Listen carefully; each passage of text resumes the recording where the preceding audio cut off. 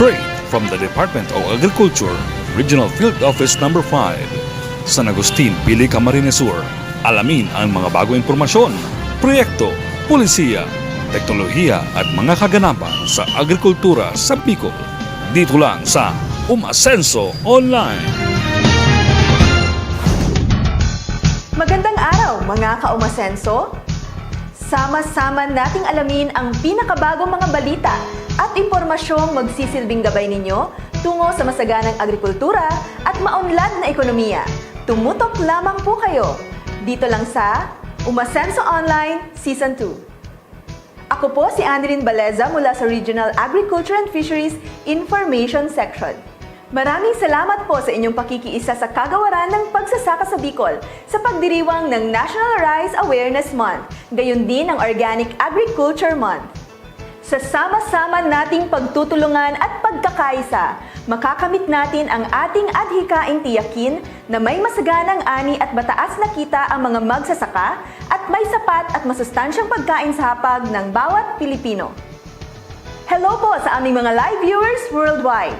Napapanood po tayo ngayon ng live sa aming official Facebook page at YouTube channel, Department of Agriculture Bicol at Facebook account, Agriculture Bicol. Napapakinggan din po tayo sa Broadcast Center ng Camarines Sur Polytechnic Colleges, 87.5 FM DZCC at FMR University FM 94.3.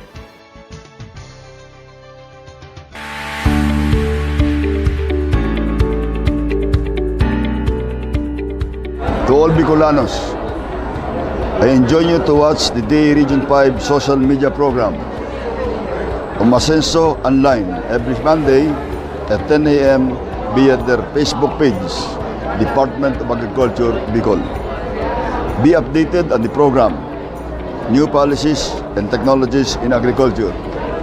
Kilalanin din natin ang mga magsasakang umaasenso sa agrikultura sa Bicol dito sa Umasenso Online Season 2. Maraming salamat po.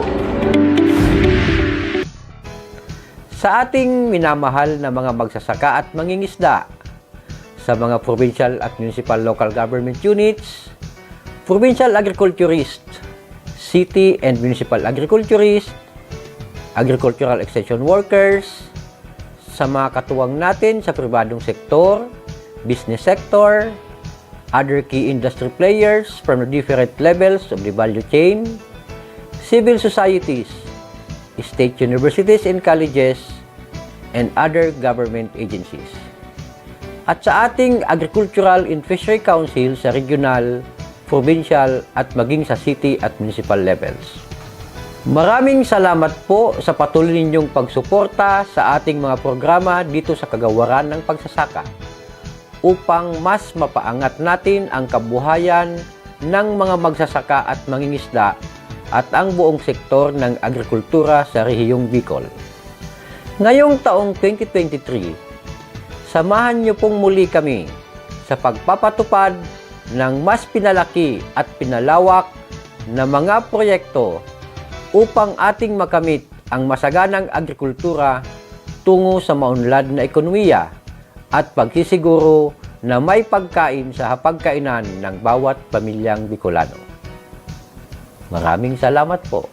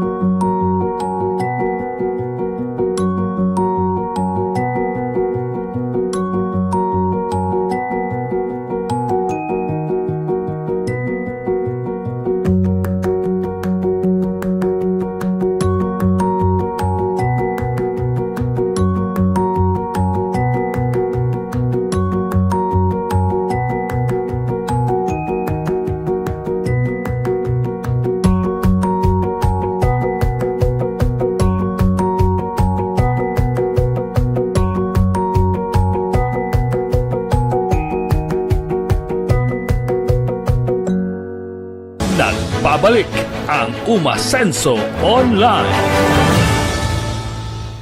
Itinataguyod ng kagawaran ng pagsasaka ang climate resilience sa sektor ng agrikultura. Sa pamamagitan ng Programang Adaptation and Mitigation Initiative in Agriculture o AMIA, pinapalakas ng ahensya ang kakayahan ng mga magsasaka at mangingisda na mabilis na makabangon mula sa pinsalang dulot ng mga natural na kalamidad. Kilalanin ng presidente ng Horoan Farmers and Fisherfolks Association sa Tiwi, Albay na si Ginang Mila Bungalbal na kabilang sa 10 tumanggap ng 2023 Philippine Resilience Awards mula sa Climate Change Commission. Narito ang panayam sa kanya ni DA Rapis Chief Ma'am Lovelia Gorin. Tunghayan natin si DA Regional Information Officer Ma'am Lovelia Guarin sa kanyang panayam sa ating Asensadong Paraoma. Bilang paghahanda po sa posibleng epekto ng El Nino, ang Department of Agriculture ay nagpapatupad ng mga programa upang maturuan ang ating mga magsasaka na maging climate resilient. Isa nga po dito ay ang AMIA o ang Adaptation Mitigation Initiative in Agriculture. Sa kasalukuyan po ay mayroong 14 na AMIA villages ang naitayo o nabuo sa Bicol Region. Napili po ang mga lugar na ito dahil sa kanilang vulnerability sa mga extreme weather conditions tulad ng pagbaha, landslide, tagtuyot at pagpasok ng tubig alat. At nandito po tayo ngayon sa Horoan, Tiwi, Albay. Ito po ay isa sa 14 AMIA villages sa Bicol. Kilalanin po natin ang pinakaunang recipient ng Philippine Resilience Award organized by the Climate Change Commission, si Ginang Mila V. Bungalbal, Presidente ng Horoan Farmers and Fisherfolks Association. Good morning, Ma'am Mila. Good morning po, Ma'am Love. Ma'am, kwentuhan mo naman kami paano po nagsimula itong Horoan Farmers and Fisherfolks Association. Ang Horoan Farmers and Fisherfolks Association na-organize 2020, before pandemic. And then, si Agriculture po, nagpadala ng sulat na magkakaroon daw po kami ng yung Climate Resilient Farmer Field School for Farming. Then, 20 lang po kami noon. Nagkaroon kami ng schooling, isang araw sa isang linggo. May schedule lang po na pumupunta sila dito. For how many months po yun? That was for 6 months. 6 months. Tapos nagtapos kami noon. After graduation, nabigyan kami ng mga inputs, mga interventions Ano po yung specific na tinuro sa inyo nun? sa palay checks, tsaka yung sa livestock, tsaka yung pagtatanim ng mga gulay. And then binigyan na po kayo ng mga inputs? Opo, binigyan na po kami ng mga inputs, yung pantanim ng mga gulay, tapos mga tools, gardening tools. Paano po kayo napasali sa AMIA? Napili daw po yung Horoan na magkaroon ng AMIA Village. So, yung association namin ang napili. Tapos may mga problema po kayo doon na kinakaharap? Yung Opo, ma'am. related sa climate? That time yung sunod-sunod yung bagyo sa atin noon. Kasabay na yung Kamsur. Tapos, yung landslide, yung baha, pati yung saltwater intrusion sa mga palayan. Ito po, ma'am, nadaan ito ng baha. Paano po kayo nag-come up nitong ganito kaganda na lugar para sa inyo? Ito po, ma'am, na lupa, una pinahiram sa amin ng board member namin. Tapos, kasi yung una naming bahay ng manok, doon sa taas, medyo malayo, tsaka pababa siya. Tsaka medyo danger zone pa din ng sa baha.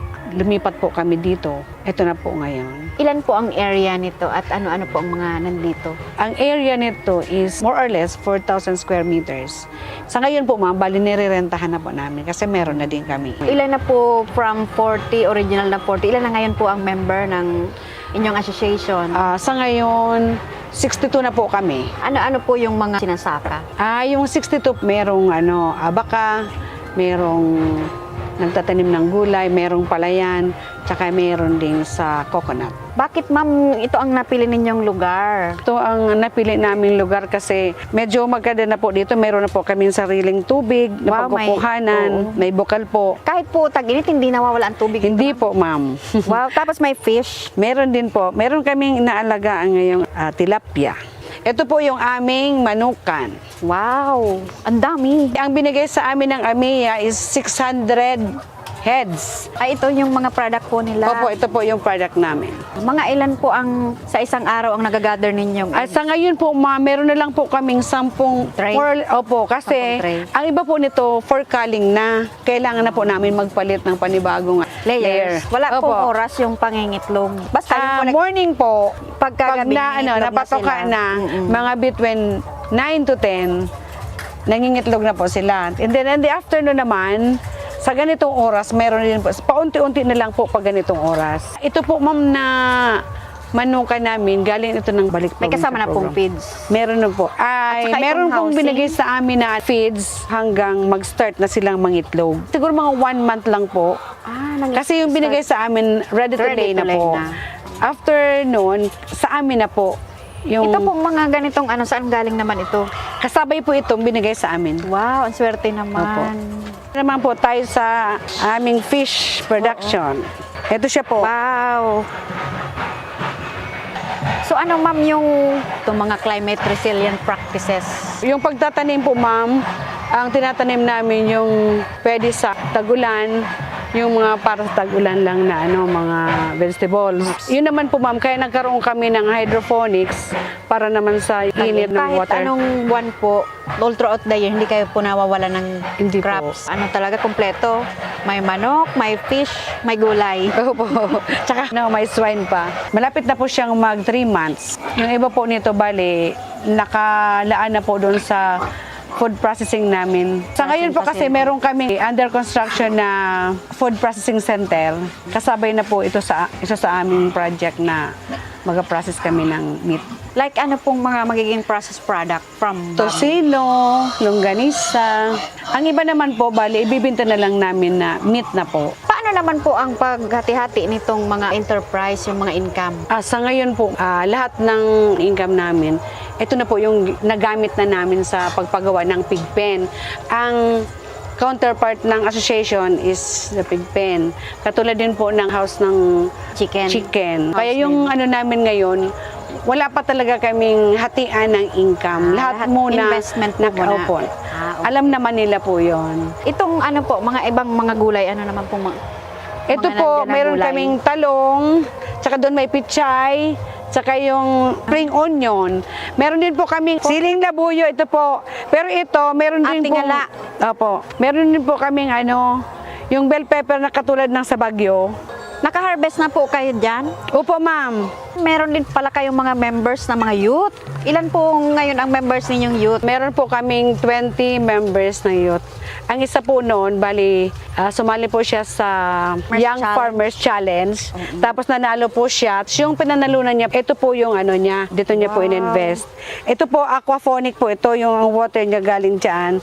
Ay, malaking tulong po talaga yung Farmers Challenge ng DA kasi nabigyan po siya ng capital for investment. Opo. Ayan, hawak-hawak ko po ang trophy ni Ma'am Mila na na-receive niya bilang pinakaunang babaeng nagawaran po ng Philippine Resilience Award, ang pride po ng Bicol Region. In grateful recognition of her outstanding contributions to climate and disaster resilience building in the Philippines, given October 12, 2023 at Pasay City. Yan pong pinanalunan namin. Idadagdag po namin yan sa puhunan dito sa aming layer chicken. Bilang awardee, ano po yung maipapayo mo sa mga kapwa mong mga women and sa mga farmers para po maging kagaya ninyo din sila na resilient? Iniimbitahan ko po yung mga kababaihan na maging resilient po tayo, lalo-lalo na po kung dinadanan tayo ng bagyo, kung ano mga po ang kalamidad na dumadating sa atin, kaipuhan po natin na magtanim. Ang advokasya po namin dito, kailangan lahat ng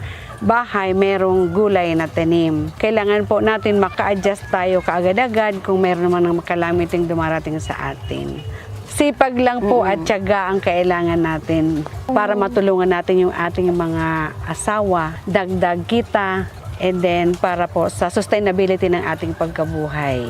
Thank you very much po sa AMIA. Malaking tulong po sa amin ang AMIA sa pagtulong sa amin dito sa aming mga kadagdag kabuhayan, sa mga interventions at sa mga trainings na binibigay nila sa amin. Tulong-tulong po kami para mapaunlad din po namin ang binigay sa amin ng ating gobyerno through DA AMIA.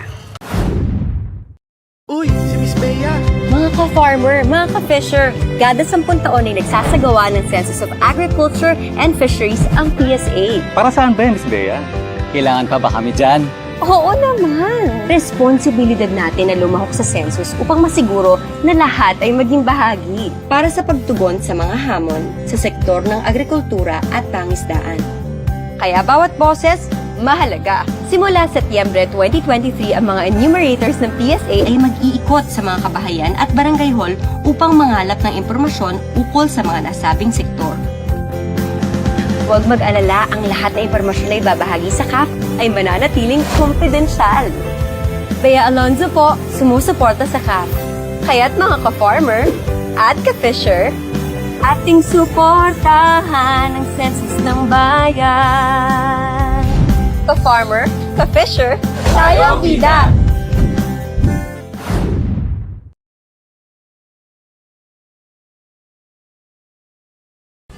Anong baon mo? Meron akong cookies, juice, at chips. Ikaw? Meron akong apple, biscuit, water, at puting mais. Puting mais? Bakit meron ka ba? Sabi kasi ni Mommy, ang puting mais ay sagana sa nutrisyon. At nagbibigay sa akin ng energy. Pagod na ako. Buti ka pa, mabilis ka tumakbo at di ka mabilis mapagod. Kaya nga lagi akong kumakain ng puting mais para iwas sakit at pure energy para sa batang maliliit. Ito, kain ka din. Nagbabalik ang Umasenso Online para sa ating mga umaarangkadang balita.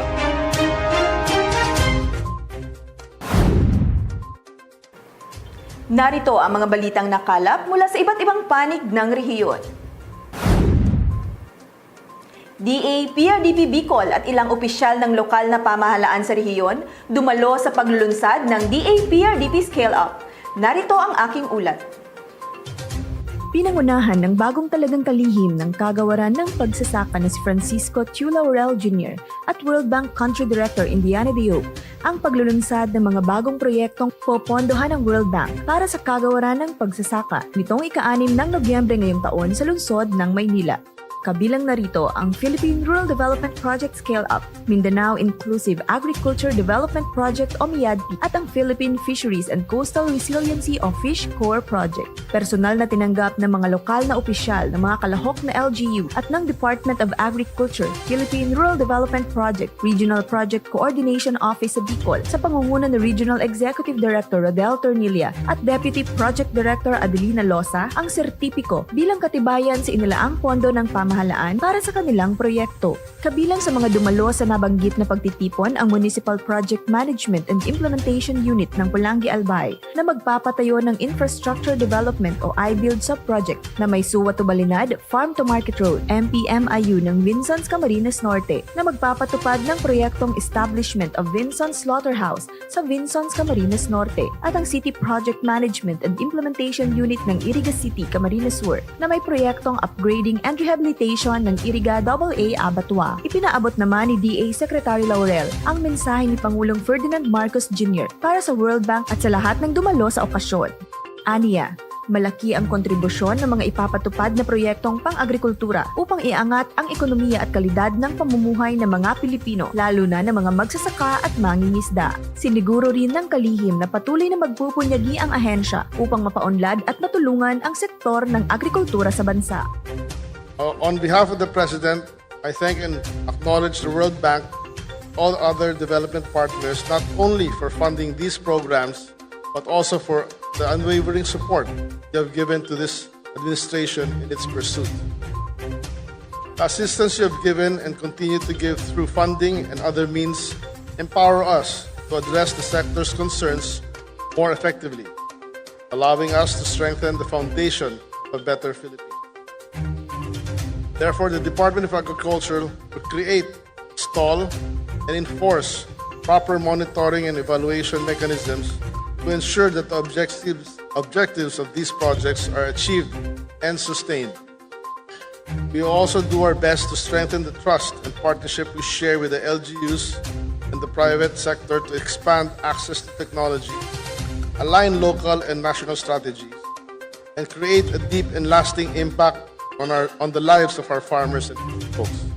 The President has mentioned numerous times that the agriculture and food security are matters of existential and ethical imperative. The government would therefore spare no ounce of effort nor resource to ensure that we meet the needs of the diligent hands and hearts of the people that feed the entire nation. That is why, for 2023, Department of Agriculture has allocated a total of 4.73 billion pesos for large-scale agriculture, fishery mechanization. We hope that our endeavors will inspire our beneficiaries and stakeholders to make use of these projects to improve their livelihood.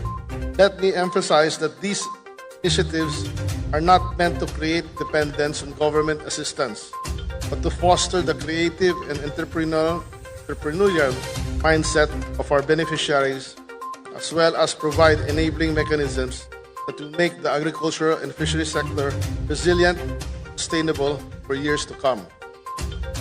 As I end, I remind everyone here of our important role modernizing and transforming the agriculture industry. With all of us working together, sharing the same vision, the only thing left to do is to move forward. Press on, see that all our initiatives will push through. Dumalo rin sa pagtitipon sina DA Senior Undersecretary Domingo Panganiban, DA Assistant Secretary for Operations at PRDP National Project Director Arnel de Mesa, Undersecretary for Fisheries Drusilla Esther Bayate at mga kinatawa ng regional na tanggapan ng ahensya at ng iba't ibang lokal na pamahalaan na katuwang ng DA sa pagpapatupad ng mga bagong proyekto nito. Ang PRDP Scale Up ay ang pinalawak na bersyon ng PRDP na sinimulan noong 2014. Ang 600 milyong dolyar na halaga ng mga proyekto sa PRDP Scale Up ay manggagaling sa pautang mula sa World Bank. Ito ay nakabase sa mga karanasan at tagumpay ng PRDP at ng first and second additional financing nito upang makamit ang bithiin ng pamahalaan na magkaroon ng competitive, transformative, sustainable at technologically based na sektor ng agrikultura tungo sa pangkalahatang pag-unlad at pagsugpo sa kahirapan sa buong Pilipinas. Ako si Annalyn Baleza, nag-uulat para sa Umaarangkadang Balita. DA Bicol, isa sa mga 2023 outstanding stakeholders ng Bangko Sentral ng Pilipinas. Narito si William Lavapi para sa detalye.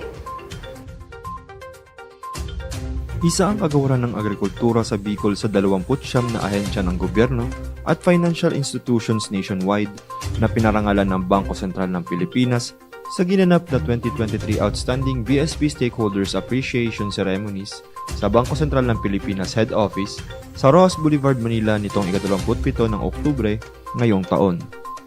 Sina Bangko Sentral Governor and Chairman of the Monetary Board, Dr. Ellie M. Remoluna Jr., kasama si Deputy Governor Bernadette Romulo Puyat, ang nagbigay ng mga plake sa mga dumalo. Dumalo rin si Bangko Sentral Bicol Area Director Roel A. Guarin. Si Ginang Rosario C. Sales, hepe ng Administrative Division ng DA Bicol, ang tumanggap ng plake sa ngalan ni DA Bicol Regional Executive Director Rodel P. Tornilla. Ayon sa Bangko Sentral, the Department of Agriculture Regional Office No. 5 is generous enough in sharing the reports and local publications which served as reference materials of BSP REAS. Aside from the annual reports, they also provide us with copies of their quarterly newsletter, Umasenso, either in print or digital format. Ako si William Lavapi, nag-uulat para sa Umaarangkadang Balita. Mga magsasaka sa Sorsogon, tumanggap ng ayudang nagkakahalaga ng mahigit sa 116 na milyong piso mula sa DA Bicol. May ulat si Emil Pasumbal. Mahigit sa 116 na milyong pisong halaga ng interventions ang natanggap ng mga magsasaka sa una at ikalawang distrito ng Sorsogon mula sa mga banner programs ng kagawaran ng pagsasaka sa Bicol. Ang pamamahagi ay ginanap kamakailan sa bayan ng Huban at Gubat na pinangunahan ni Agricultural Program Coordinating Officer for Sorsogon, Florentino Obalde, 2nd District Congressman Attorney Manuel Fortes Jr., Provincial Agricultures Maria Teresa Destura at mga opisyal mula sa lokal na pamahalaan.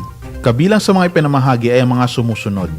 mula sa rice program, binhi, fertilizer discount voucher, at agricultural inputs na pinondohan mula sa Quick Response Fund, mga biik mula sa Livestock and Poultry Program, High Value Crops Development Program, assorted vegetable seeds, cacao seedlings at garden tools. Namahagi rin ang PhilRice Bicol ng high-quality inbred seeds mula sa Rice Competitive Enhancement Fund o RCEP seed program nito. Tinanggap ng mga kinatawan ng mga lokal na pamahalan mula sa ikalawang distrito ang mga nasabing interventions. Nasa kabuuan ay nagkakahalaga ng higit sa 76 na milyong piso at higit sa 39 milyong piso naman sa unang distrito. Mahigit sa 10,000 magsasaka ang nabenepisyohan ng nasabing interventions mula sa ahensya at ang PhilRice Bicol. Lugod, ini po, mapakinabangan ta, makatabang, ini po bako sa nangunyan, kundi may mga maabot pa. Ang apila lang po na mo sa Indo, mga parauma, mga Farmers Association, Cooperative, ay pangalagaan po asin palaguin. Ito pong satuyang mga intervention na tinatao sa Indo. Hagan lang po niya mo ang sa Indo kooperasyon, partisipasyon, asin padagos na koordinasyon. Nagbigay naman ng kanyang mensahe si 2nd District Congressman Atty. Manuel Fortes Jr. Pag makulugan ta, kay hali nga sa gobyerno, libre ni, pero pag makulugan nato para mapakinabangan ta sa pagbuhay. Mga paraong makita, kay puhan tayo. Naroon din sa isinagawang pamamahagi si Rice Program Coordinator Earl Vincent Vegas na nagbigay ng kanyang mensahe. Ang inahagad nilang magtarabangan po kita para sa pag-unlad ng sa tuyang mga parauma, lalo na po dito sa probinsya ng Sorsogon.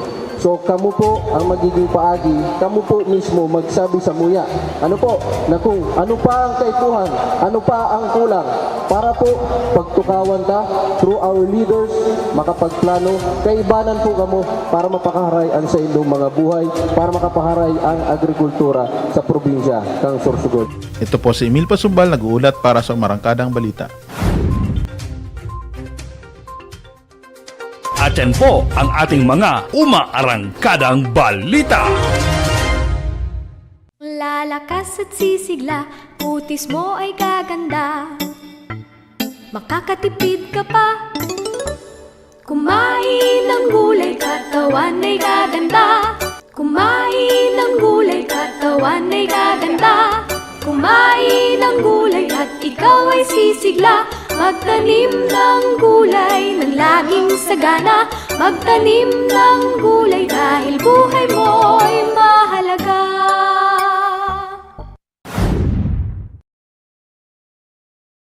Isa ka pa rin ba sa mga magsasaka nagtatanim ng 100 to 150 kilo ng bini ng palay kada hektarya? Alam mo bang bukod sa mas napapagastos ka ay mababang kalidad ng palay ang iyong aanihin?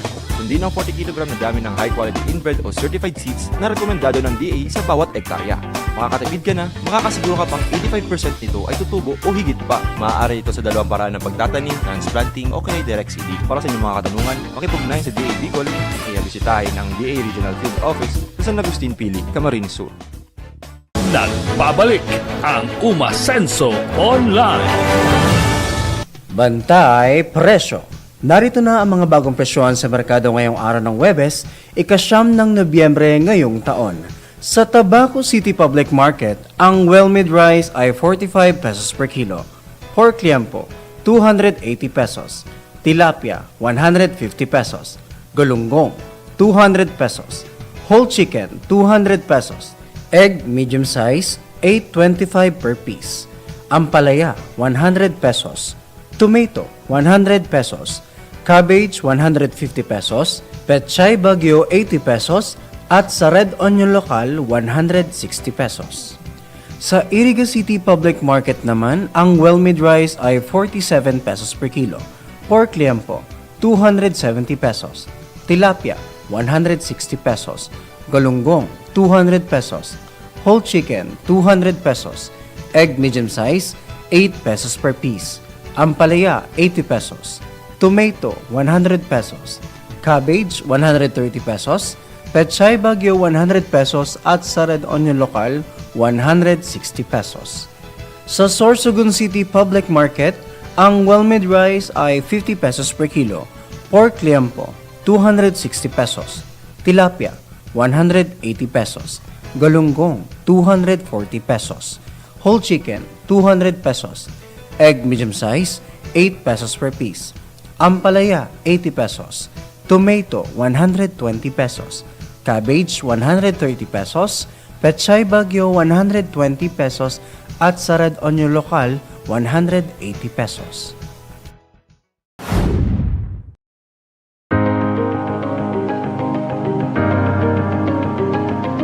Kapantay ng pagnanais ng pamahalaan na pagyamanin ang sektor na bumubuhay sa pambansang ekonomiya. Patuloy na nagsusumikap ang ating mga magsasaka at mangingisda upang kamtin ang kasaganahan para sa lahat. Marami mang balakid, patuloy silang kumikilos tungo sa Pilipinas na may masaganang agrikultura at maunlad na ekonomiya. Mabuhay ang mga food heroes ng bansa! Ikinararangal kayo ng lahing Pilipino.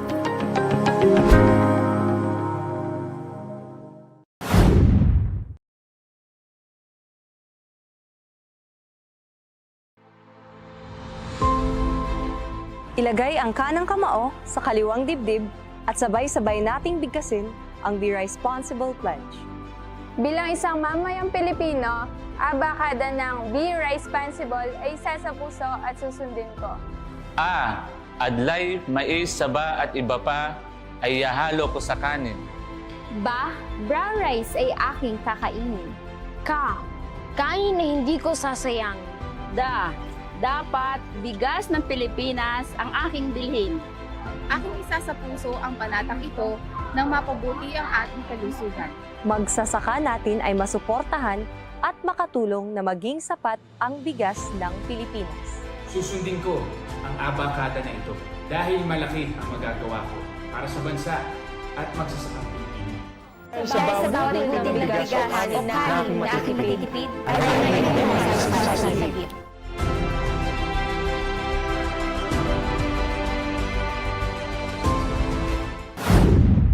Mga dapat gawin bilang paghahanda kung sakaling sumabog ang bulkan. Maghanda ng mga supply kit tulad ng flashlight, whistle, tubig, sapat na pagkain, face mask, blankets, sturdy shoes, damit o jacket, power bank, radyo at ekstrang baterya, pera, tools tulad ng wrench, pliers and screwdriver, can opener, maps, cellphone and charger, duct tape, and waterproof containers. Makipag-ugnayan sa municipal agriculturist hinggil sa posibleng kakailanganin sa mga taniman. Magpasigurong magparehistro sa Philippine Crops Insurance Corporation sa mga bago pa lamang na tanim. Palaging makinig sa radyo or sa TV para sa mga updates. At dyan po nagtatapos ang aming Season 2 40th episode, mga kaumasenso. Sa ngalan ni DA Bicol Regional Executive Director Rodel Tornilla at Rafis Chief Ma'am Lovelia Garin, maraming salamat po sa inyong pagsubaybay. Gamit ang hashtag na Umasenso Online, hashtag Agribalita sa Bicol at hashtag UO Season 2, i-like, i-heart at i-share niyo po ang aming 40th episode ngayong araw. Magkita-kita po tayong muli sa susunod na Lunes. Dito lang sa Umasenso Online Season 2.